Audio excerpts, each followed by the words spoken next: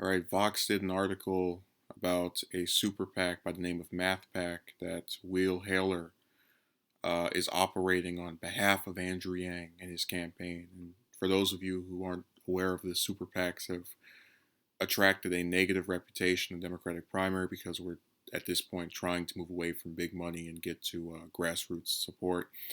Unlike most Yang-related content, I'm not going to read the article. I'm just going to link it in the description if I can remember to do so. Um, Now, when you look at Haler's argument, he says, "Oh, Yang needs to have a war chest too because these senators and governors and congressmen have people that they tap into. So it's only fair that Yang would do the exact same thing and have a group that backs him." Well, newsflash.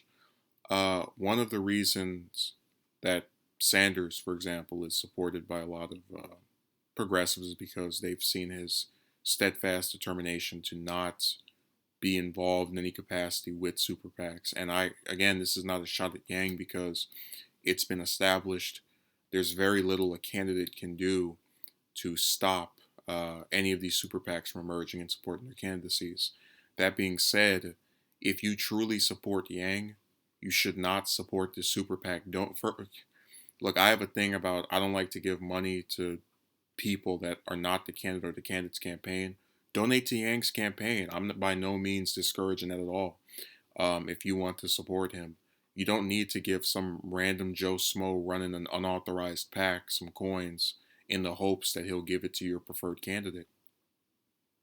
And I've watched a lot of people because I've tried to explain. I've been very nice to Yang. I've put up a lot of content in support of him or in defense of him from a lot of the weird media critiques.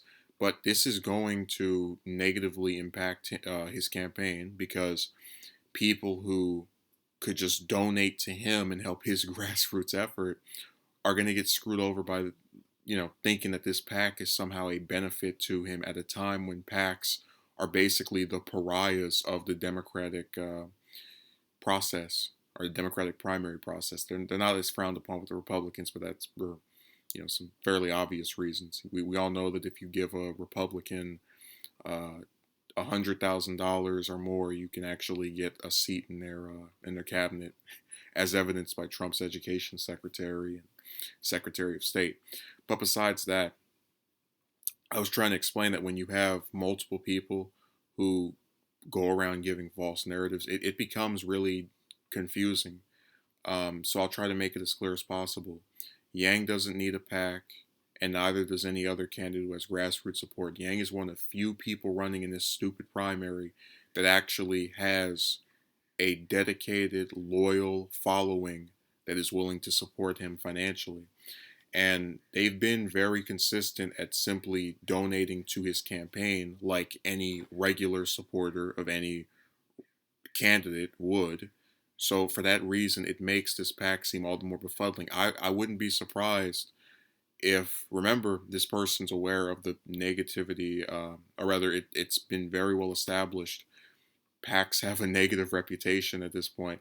I really wouldn't be surprised if this was done to purposely try to screw over Yang.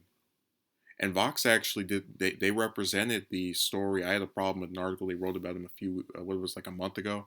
They represent the story very accurately. They said, look, Yang is not behind this, but these aren't exactly looked at favorably. So continue to donate to his campaign if you support him. Uh, you can take this PAC and ball it up and throw it in the trash. That's about as good as worth as much as it's worth.